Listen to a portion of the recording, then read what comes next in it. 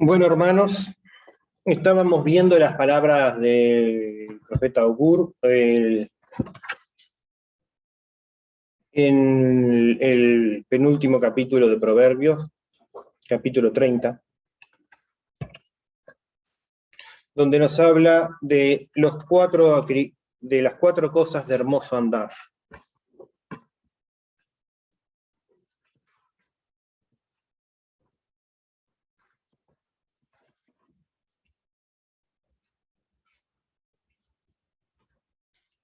Bien, ¿lo tienen todos? Capítulo 30, versículo 29, nos dice: tres cosas hay de hermoso andar, y la cuarta se pasea muy bien. El león fuerte entre todos los animales, que no vuelve atrás por nada. El ceñido de lomos, asimismo el macho cabrío, y el rey a quien nadie resiste.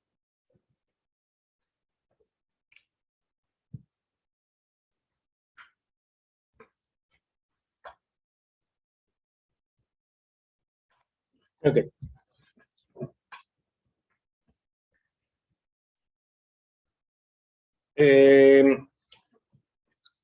Si para los que recuerdan la clase anterior, y para los que no se acuerdan mucho, vamos a hacer un repaso. Estamos hablando de estos cuatro animales que el profeta Augur definió como de hermoso andar, o según algunas traducciones, de paso majestuoso. Y estamos viendo las propiedades que les atribuye y cómo esto se aplica a la vida del cristiano. Vamos a orar. Oh Señor y Dios, te ruego estés obrando hoy a través de todos nosotros. Te doy gracias por estar aquí para impartir este mensaje. Ayúdame a impartirlo con tu sabiduría y no la mía, Señor, para que estas sean palabras de provecho. Dame sabiduría, Señor. En el nombre de Jesús. Amén.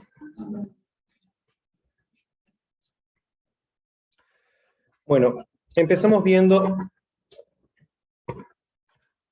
como dije la otra vez anterior, lo importante de las palabras es lo que significan cuando fueran escritas. Y eso es algo, por eso el estudio etimológico de las palabras es tan importante, para que no se pierda su significado con el paso del tiempo. El profeta Augur dice que hay tres cosas hay de hermoso andar, pero usa una palabra muy específica en realidad.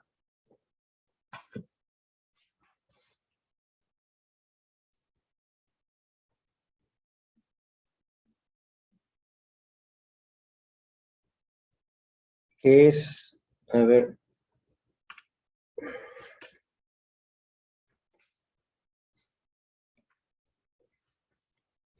que se escribe Metibe, y vaya uno a saber cómo se pronuncia, porque los hebreos tenían esta cosa que solo escribían las consonantes. Metibe. Esas son las tres consonantes y llenaban las vocales. Han cambiado muchas de las cosas, viste, ahora los viejos se quejan de que los jóvenes escriben L o L y en el celular y vos tenés que adivinar lo que dicen. Bueno, antes eran los jóvenes los que se quejaban que los viejos le hacían aprender solo las consonantes y tenían que adivinar el resto de la palabra. Esto puede causar a veces alguna confusión cuando algunas palabras se escriben muy parecido. Sobre todo porque tanto ahora como en aquel tiempo tenemos la costumbre de abreviar, de acortar las palabras y hasta de combinarlas. Entonces hay que saber cuando estás usando una palabra o cuando son dos palabras pegadas. Y aquí donde viene la parte difícil. Pero primero, para repasar, estábamos viendo el león, y dice, el león fuerte, en el versículo 30, el león fuerte entre todos los animales. Y estuvimos viendo las características que tiene el león, que no vuelve atrás por nada. Ese es el detalle que el profeta Augur recalca. El león es fuerte. el león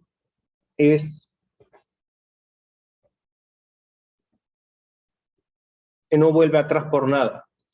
Y como dijimos, es una de las cosas de hermoso andar. Y la palabra metive, definimos que se traduce como un paso majestuoso. Explorando vi que refiere específicamente a un tipo específico de caminar, que es el que tienen algunos animales.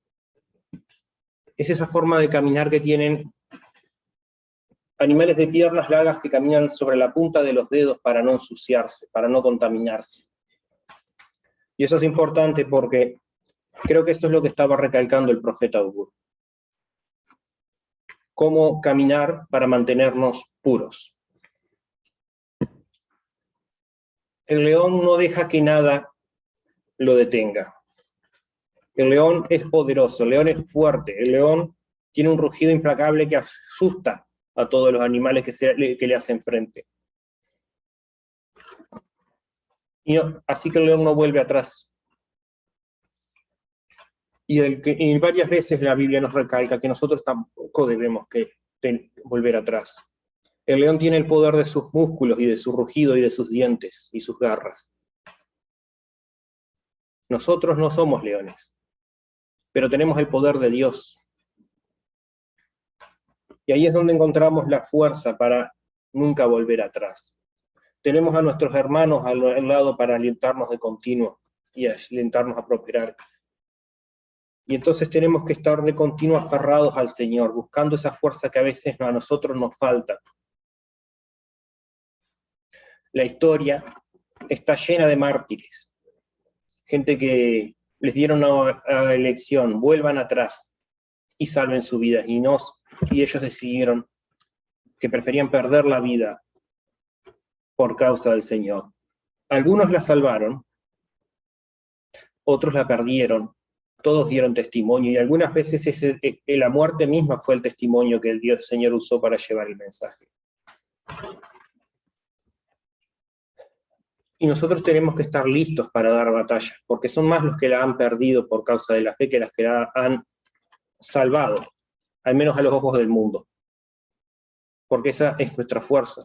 Nosotros sabemos que ya tenemos la vida salvada. Nosotros tenemos el cielo comprado ya a la entrada.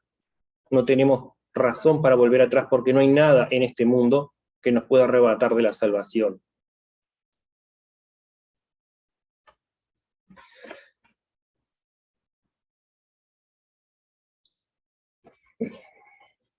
Y aquí vamos a ver hoy el segundo animal. Dice el versículo 31. El ceñido de lomos, asimismo el macho cabrío y el rey a quien nadie resiste. Bueno, ya llevamos el león y si cuentan bien se darán cuenta que ahí mencionado solo dos animales. Pero es que acá está la cosa que es más curiosa de este versículo. El ceñido de lomos. Esa es la segunda cosa que se pasea bien. Y les puedo asegurar que está hablando de un animal. ¿Alguien sabe lo que es el ceñido de lomos? ¿Alguien sabe lo que es ceñirse el lomo?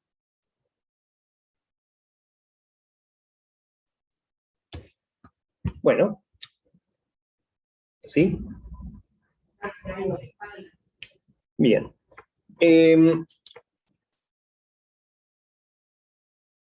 El ceñirse el lomo es básicamente apretarse el cinturón. Claro que de nuevo, ahí viene la importancia de las palabras. Lo que nosotros hoy llamamos cinturón, que es esta cosa finita,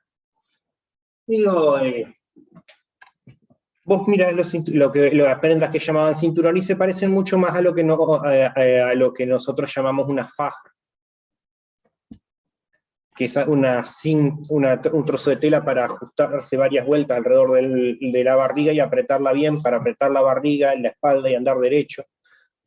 También se usa para decir, por eso la espada se ciñe, porque se lleva en el cinto.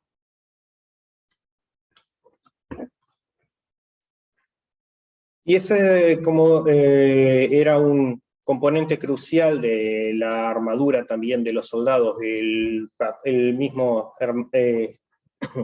en Efesios 3, perdón,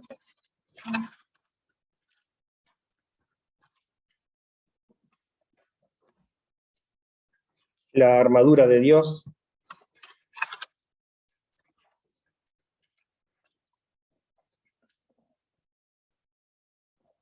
Nos dice el hermano Pablo. Perdón, Corintios.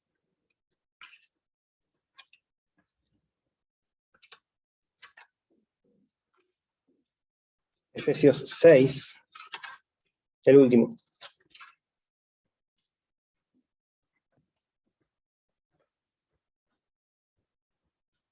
Dice en el versículo 14, estad pues firmes, ceñidos vuestros lomos con la verdad.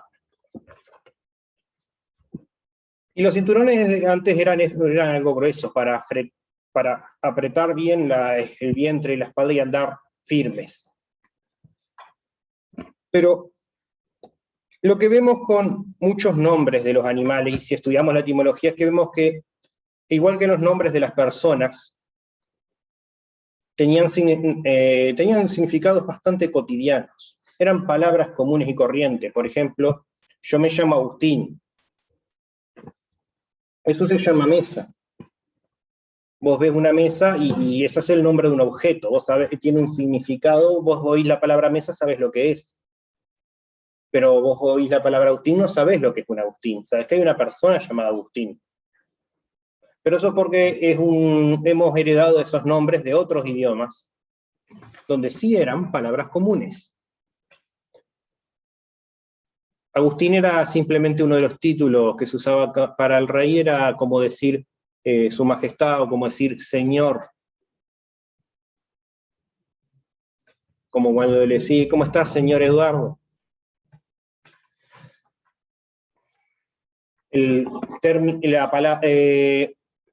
José suena un nombre muy común, pero en arameo es la palabra para añadir, porque la madre, el caso más famoso de José es cuando le nació a... ¿Cuál era la madre de José? Bien, la madre no podía tener hijos porque era mujer estéril, entonces cuando nació José rezó, ojalá Dios me dé otro. Entonces le puso de nombre a este hijo añadidura, porque esperaba que Dios le diera otro más. Imagínate ir por ahí por la calle diciendo, hola, ¿cómo estás, añadido? Pero eso es lo que significa el nombre y es lo que significaba en el contexto original. Así, de hecho, en muchos idiomas algunas de esas palabras todavía significan lo mismo. Digo, por ejemplo, hay muchos nombres de mujeres, Esperanza, eso es una palabra. O Soledad.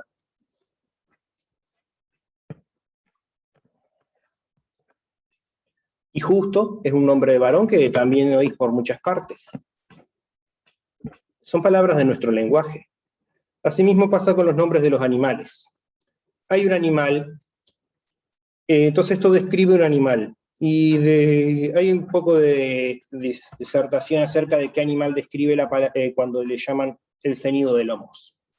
Algunos dicen que es el caballo, porque al caballo le pones la cincha para ponerle el arado, para tirarle los carruajes. La silla no, porque la silla en aquel entonces todavía no se había inventado, no vino hasta mucho después. Pero, sin embargo, hay un animal, en realidad, que es realmente llamado el ceñido de lomos, y algunas versiones más antiguas de la Biblia, como la Valera antigua, lo describen como el lebrel. Y no creo que sepan lo que es el lebrel, pero es una variedad de razas de perro. El lebrel español probablemente les suene, es el animal que llamamos galgo. Y si han visto ese animal, sabrán que lo mira y parece que le hubieran apretado un cinturón hasta dejarlo sin barriga. Lo fajaron para que no engordara. Porque el lebrel no es un perro de pobre, o al menos no lo era. Era un perro caro. Era un perro de reyes. Era un perro de caza y de carreras. Y los criadores criaban estos animales para, específicamente para los... ese trabajo era para el que lo pudiera pagar. Entonces era un animal muy distinguido. Solo la gente rica podía permitirse un lebrel o un galgo, o como le llamen a la variedad regional.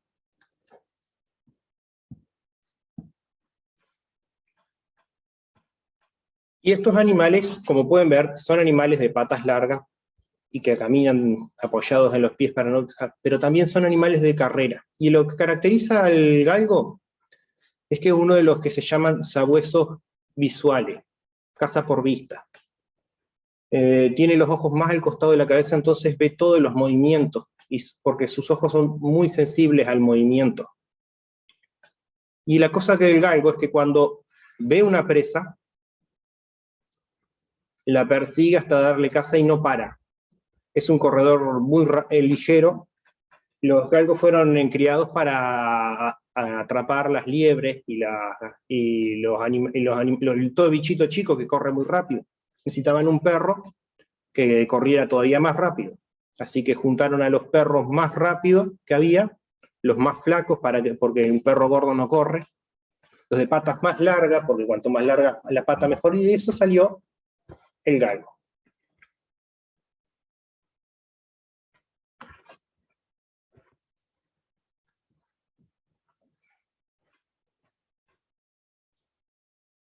Aunque algunos, con lo que he leído, algunos creadores dicen que no lo cruzaron porque es uno de los pocos perros que salió de cruza natural de especies silvestres, pero aún así era un perro muy distinguido. Incluso se puede ver en los jeroglíficos de los egipcios, ahí en aquel entonces vos miras el dibujo de un perro y vos ves que el perro que se ve ahí es claramente un galgo, no es el perro, era un perro muy distinguido, no le haces arte a cualquier perrito callejero. Y el perro es muy ligero y muy persistente, no para hasta alcanzar la presa, y lo sigue con los ojos, no le quita el ojo de encima, porque como tiene una vista muy amplia, no importa para qué lado vaya el perro, vaya el bicho, el galgo no le quita los ojos de encima. Y esa es la propiedad que está recalcando aquí el profeta Hugh. El cristiano no es una persona que se detiene. No echa atrás. Bueno, tampoco para. Cuando tenemos un objetivo en la mira, dice, tenemos que perseguirlo con todas nuestras fuerzas y no parar hasta alcanzarlo.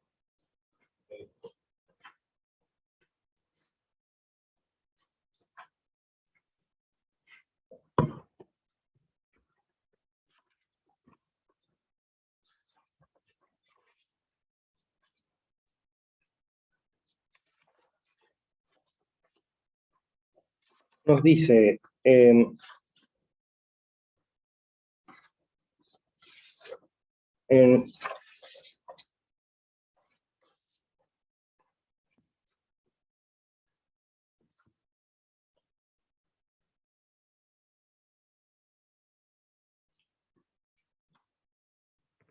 Filipenses, capítulo 3.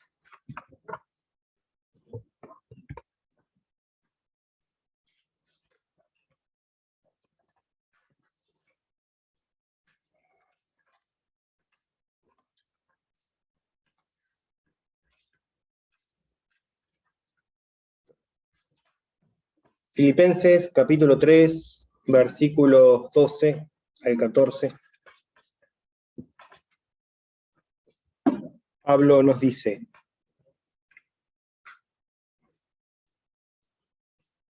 no que lo haya alcanzado ya, ni que ya sea perfecto. No que lo haya alcanzado ya, ni que ya sea perfecto, sino que prosigo por ver si logro asir aquello para lo cual fui también asido por Cristo Jesús.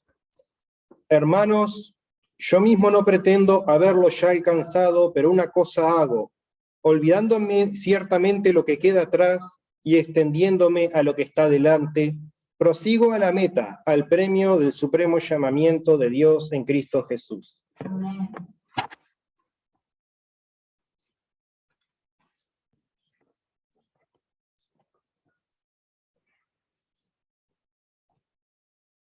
Bueno, igual que un galgo cazando a la liebre,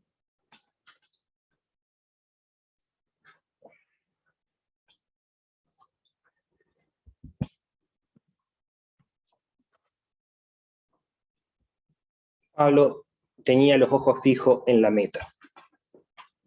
El prosigo para ver si logro asir aquello para lo cual fui también asido por Cristo Jesús. Dios nos ha dado nuestros dones, nuestros talentos, y Él espera que los usemos para la gloria de su nombre. No estamos seguros de cuáles son nuestros talentos, tal vez estamos jóvenes o inmaduros en la fe y no hemos encontrado nuestro propósito, nuestro llamado. Sabemos que somos cristianos y sabemos que tenemos que servir a Dios, pero todavía no hemos encontrado la forma de hacerlo.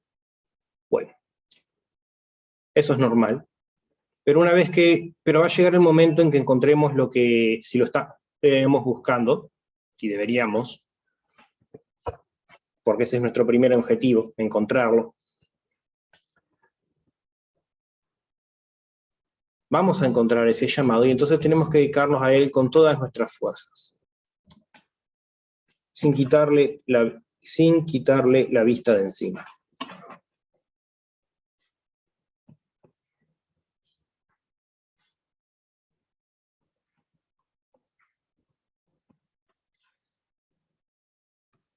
Digo, vamos a encontrar muchas dificultades en la vida.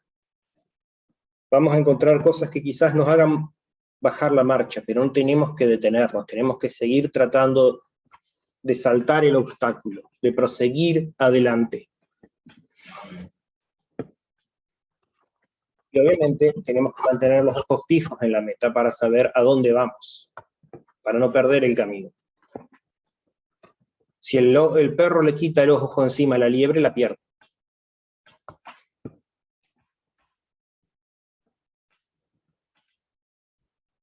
Sí, puede, porque el galgo, aunque la rastree olfateando, ¿viste? La liebre una vez que echa a correr ya no para hasta encontrar esconderse en la madriguera. Entonces, si le dio un poco de ventaja, ya la perdió.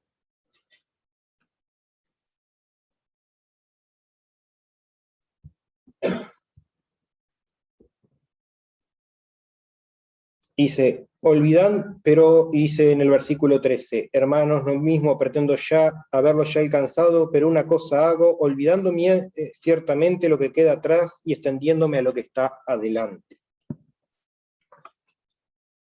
Lo que está atrás no importa, es lo que ya hicimos. No podés quedarte dormido en los laureles. Está bien lo que hicimos, es bueno lo que hicimos, pero lo que quedó atrás son las obras del pasado. Estamos siempre llamados a hacer nuevas obras, hasta el día que nos reencontremos con el Señor y entremos en el descanso, estamos llamados a trabajar. Y siempre hay alguien que necesita nuestra ayuda, siempre hay algo en lo que podemos mejorar, y siempre tenemos que estar trabajando. No ser encontrados con la guardia baja.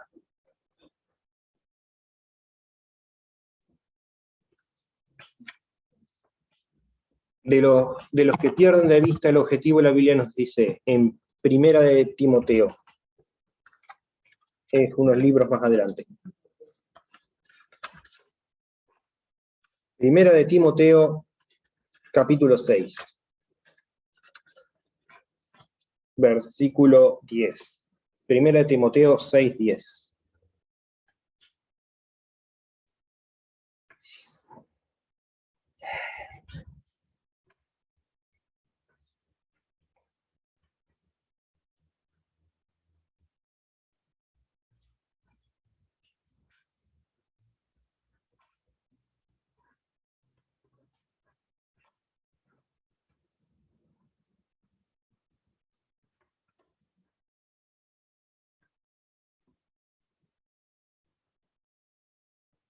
Dice, Porque raíz de todos los males es el amor al dinero, el cual, codiciando a algunos, se extraviaron de la fe y fueron traspasados de muchos dolores. Hay muchas cosas para distraer, muchas riquezas que parecen llamativas, pero dice, los que se fueron tras las riquezas se extraviaron de la fe y fueron traspasados de muchos dolores. Si realmente somos creyentes, les puedo asegurar que no pueden abandonar la carrera. No lo van a poder hacer. Yo hubo una etapa de mi vida, cuando era joven, y estaba muy confundido y muy resentido también porque me pasa esto, por lo otro. Pensé que si Dios no se interesaba en mí, yo entonces no me iba a interesar en Dios. Pero ¿sabes qué? Descubrí que no podía, eso no me trajo paz, me hizo sentirme peor.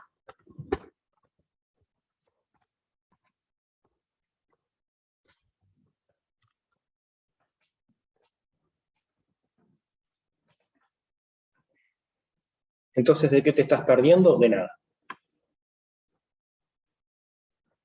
Al menos de nada que te vaya a valer la pena.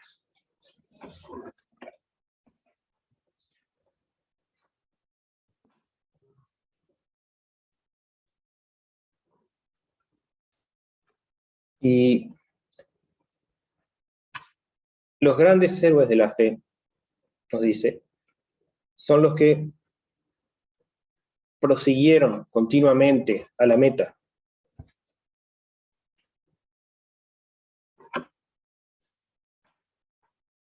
Todos ellos pasaron muchos problemas, mucha tribulación. Algunos fueron torturados, otros fueron desprestigiados, es decir, les arruinaron la reputación y los hicieron pasar, y para que nadie les creyera ni los oyera. Pero ellos siguieron adelante y encontraron un propósito en eso, encontraron un significado en eso.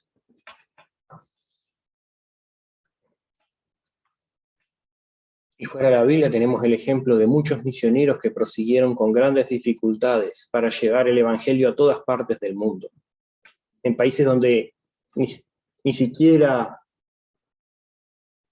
estaba traducido de la Biblia, tradujeron la Biblia. En países donde ni siquiera había quien leyera la Biblia, fundaron escuelas para enseñarles a leer y escribir.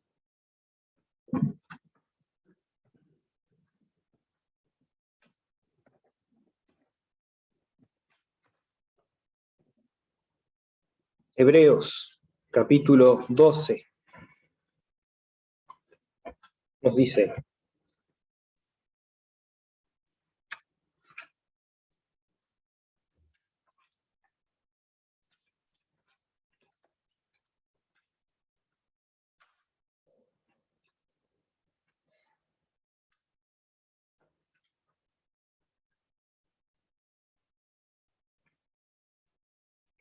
por tanto, nosotros también, teniendo en derredor nuestro tan grande nube de testigos, despojémonos de todo peso y del pecado que nos asedia, y corramos con paciencia la carrera que tenemos por delante. Puestos los ojos en Jesús, el autor y consumador de la fe, el cual por el gozo puesto delante de él sufrió la cruz, menospreciando el oprobio, y se sentó a la diestra del trono de Dios.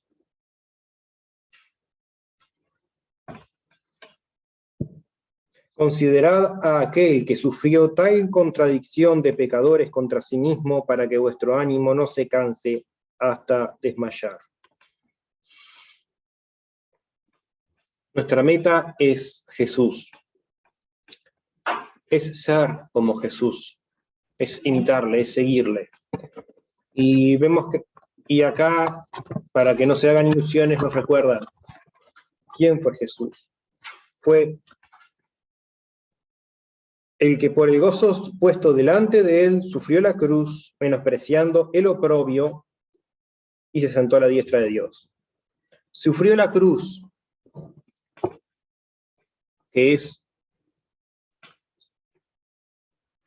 un castigo muy doloroso. De hecho, la palabra cruz y crucifixión vienen del latín cruciare, que es literalmente la palabra para torturar.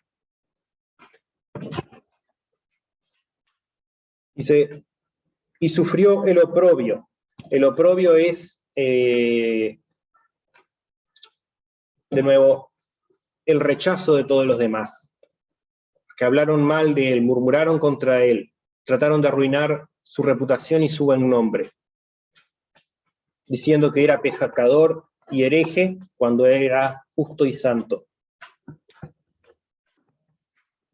Así que no nos hagamos engaños. Eso es algo que por lo que también tenemos que pasar. No va a ser un camino de rosas. El mensaje que tenemos que repartir no es un mensaje que el mundo le guste oír. Todos queremos creer que somos buenitos, bien portados.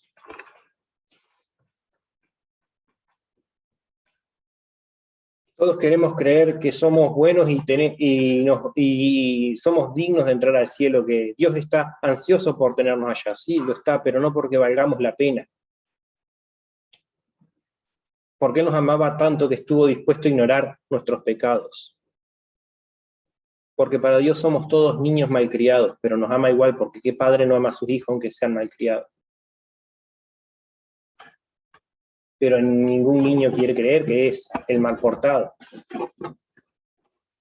A ver, los niños sabrán cuántas veces hicieron berrinche delante del padre solo para después pensarlo, después lo pensaron mejor y... ¿Qué razón tenía mi viejo?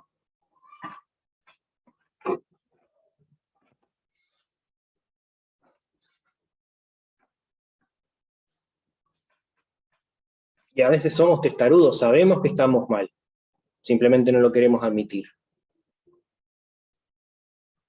Bueno, nosotros estamos acá, se supone, porque fuimos capaces de admitirlo. Pero los que están afuera son los que todavía no pueden. Y nos dice el Señor que nosotros no somos mejores que ellos, solo estamos unos pasos más adelante.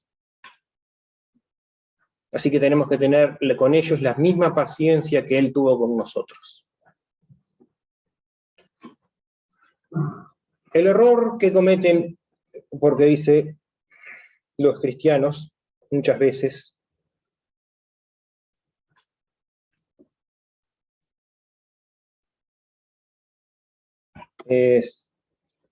lo dice, es ignorar aquí en el versículo.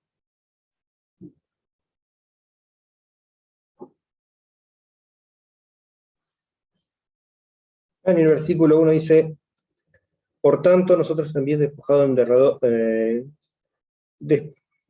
dice, casi al final del versículo, dice, corramos con paciencia la carrera que tenemos por delante. Paciencia es una palabra que también a menudo se malinterpreta. Paciencia no significa esperar.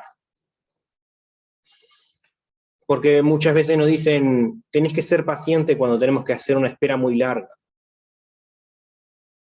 Pero ser paciente no es solamente esperar. Es esperar sin dejar de trabajar. Sí, el que estamos esperando que nos atienda el doctor y se hace largo, bueno, tenemos que ser pacientes y ahí lo único que podemos hacer es esperar porque depende del pastor. Digo, del doctor. Pero también es paciente el granjero que todos los días se levanta a arar la tierra y hasta terminar de arar todo el campo y después sale a plantar la semilla y luego espera que crezca la cosecha y reúne toda la cosecha para tener lista la comida que va a hacerle de sustento, que va a vender para conseguir lo demás que tiene. Ese es un trabajo que requiere mucha paciencia. Nos encantaría ir al campo, pum, tiramos la semillita, pum, sale la planta de trigo, pero no es así. Tarda todo un año. Y es un paciencia. Y a veces hay trabajo, y este es un trabajo que estamos llamados a hacer durante toda una vida.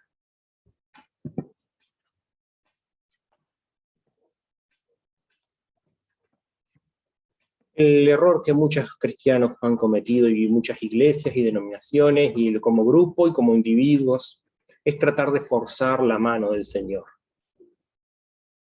Pero el Señor no quiere obligar a nadie. Él no va a obligar a nadie a venir a nosotros. Y por eso Jesús dijo, mi reino no es de este mundo, dijo el Señor. Y muchas veces la Iglesia ha tratado de volverse parte de un poder político, de tener influencia en las leyes y tener poder para decirle a la gente cómo debe vivir. Esa no es parte de nuestro trabajo.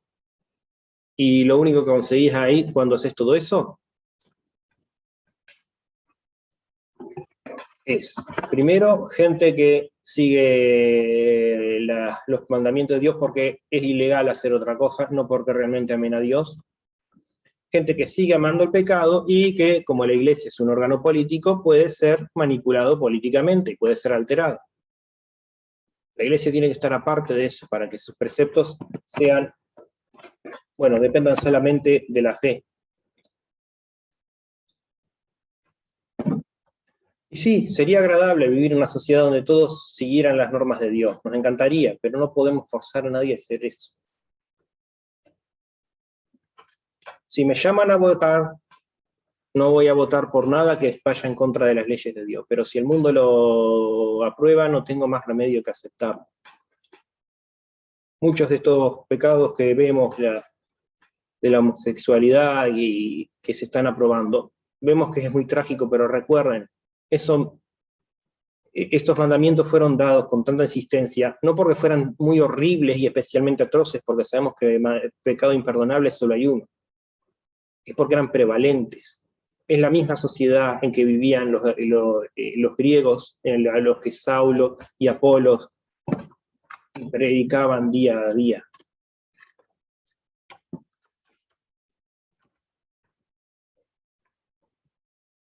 Pero ellos no desesperaron.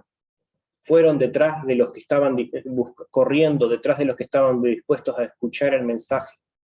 Y cuando terminaban del trabajo ahí, se movían a otra ciudad. Y a la siguiente, buscando un nuevo hermano, uno más para Cristo.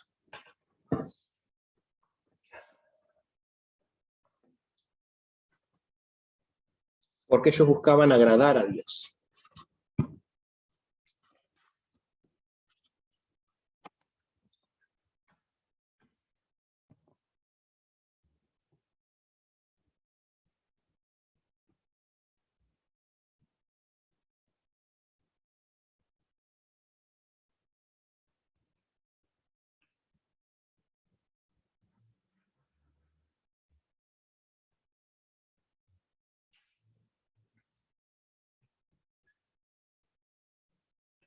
Y vemos el mismo resultado también en la historia de los misioneros modernos.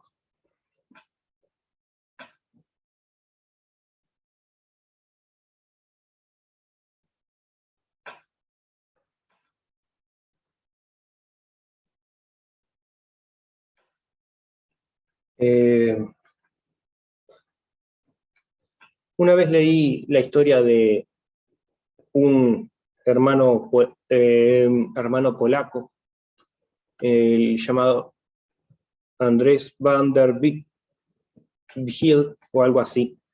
No sé cómo se pronuncia, es polaco, lo siento. Si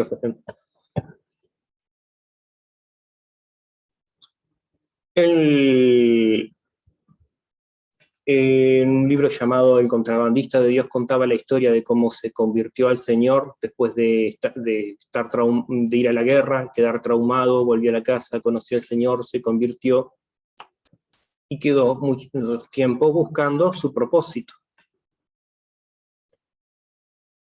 Y un día, porque esos eran los días de la Unión Soviética, los rusos anunciaron que iban a abrir la frontera para dejar que la gente viniera a ver lo bueno y próspera que era la civilización soviética. Así que subió el viaje, se fue en una vuelta turística y mientras nadie lo estaba mirando se escapó del tour y se fue a las partes donde no estaba permitido visitar y vio la situación. Vio cómo la iglesia era reprimida, vio cómo los hermanos ni siquiera tenían Biblias en las iglesias para leer, mucho menos en sus casas, y decidió que esa iba a ser su misión. Se iba a ser misionero e iba a llevar Biblias de contrabando a la Unión Soviética. Solo un problema. Si vas a hacer un trabajo, lo tenés que hacer bien, y él no había hecho ningún estudio para ser pastor, ministro, para dar cátedra.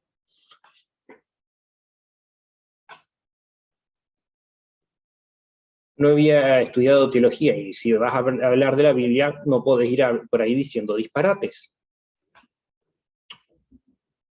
Y se puso, así que ahí tenía un obstáculo, se puso a buscar un lugar donde estudiar la Biblia para conseguir un título, para estar capacitado para hacer el ministerio. Y todos los lugares que veían eran estudios muy largos, que iban a tardar mucho tiempo. Pero cuando encontró una que lo hacían en 2 años, y que además, a diferencia de todos los demás, en vez de incluir solo teoría, incluía teoría y práctica, porque requería salir a predicar. Consultó con el hermano, que era más entendido en la Biblia, y dijo, ¿vos crees que esto sea de acuerdo con la palabra de Dios? El hermano le dijo, sí, esto está de acuerdo con los mandamientos de Dios. Y dijo, entonces eso es lo que voy a hacer. Y ahí cuenta, la mujer con la que se iba a casar, que fue la que lo ayudó a convertirse, no estaba de acuerdo con ella porque no estaba aprobado por la iglesia oficial. Le dijo, elegí, o tu ministerio o yo. Eligió el ministerio. No tenían pasaje, así que se fue al puerto y le preguntó, ¿cuándo salía el próximo barco? El próximo barco de carga, si yo quiero conseguir trabajo arriba y voy a ir limpiando los muelles y haciendo trabajo para poder hacer el viaje. Dijo, mire, botes no tengo. Entiendo. Volvió al día siguiente. ¿Y ahora tiene bote? No, no tengo. ¿Y ahora tiene bote? No, no tengo. Y al día siguiente lo mismo. Y al día siguiente lo mismo. Mire, váyase a su casa que cuando tengamos uno libre yo le aviso. Mire, yo no tengo nada mejor que hacer. Voy a venir acá todos los días. En 2 días más le habían conseguido un bote. Llegó al local para estudiar y se presentó a la iglesia, consiguió que le dieran hospedaje, se quedó con un hermano y se fue al local y no a la universidad o al instituto. Y no tenían cupo, y ella sabía que no tenían cupo. No, yo quiero barrer en los pisos y a ver si puedo escuchar del fondo, dice. Y eso hizo, le dieron trabajo de conserje y estuvo limpiando los pisos y escuchando de fondo hasta que uno de los estudiantes desertó, se fue, y le dieron el lugar a él. Y a los 3 años ya tenía todo listo. Y el resto de la historia, lo mismo. Se pasó recogiendo Biblias y donaciones para comprar más Biblias. Se consiguió un auto que le regalaron para hacer el ministerio los hermanos, y se fue a Rusia, a Ucrania, a todos esos países que estaban detrás de la cortina de hierro, que no se dejaba entrar, que no se dejaba predicar la Biblia, y por años y años y años, yendo y viniendo, y reclutando nuevos hermanos para la causa. Esa fue la obra de su vida. Él nunca paró. Lo atraparon varias veces y lo deportaron, y volvió a entrar por otro lado. Esa es la clase de carrera que tenemos que seguir. Y tal vez no estemos llamados a hacer una obra tan grande como esa, pero la obra que nos llamó el Señor a hacer es la importante para nosotros. Es la que Él nos capacitó para hacer. Algún día vamos a descubrir cuándo es ella. Espero que los que no la sepan la estén buscando, y los que la hayan encontrado no se detengan.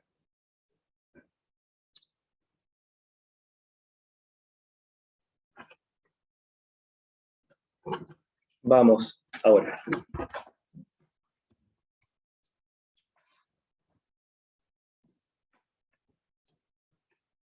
Señor, te doy gracias por haberte conocido, te doy gracias por todos los que estamos aquí reunidos oyendo tu palabra, que este mensaje sea verdad en nuestras vidas, Señor. Ayúdanos, Señor, con nuestros ministerios, con nuestro llamado, ayúdanos a no desperdiciar nuestros dones. Danos la fuerza, Señor, el objetivo, para Sé nuestro objetivo, Señor, para que podamos correr la carrera hasta alcanzar la meta.